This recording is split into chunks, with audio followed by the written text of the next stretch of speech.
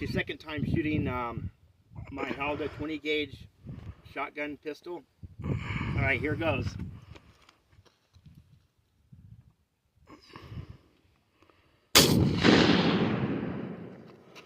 And then, just to make sure the other barrel and stuff didn't get loose in there, I want to make sure that's all the way down. It stayed.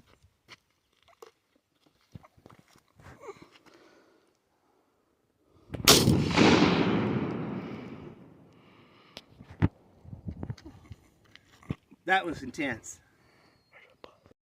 Go. Now I'm shooting my Pieta new model Army Sheriff model with the 5.5 inch barrel and the 45 Colt conversion cylinder with using Go black powder with cartridges I made.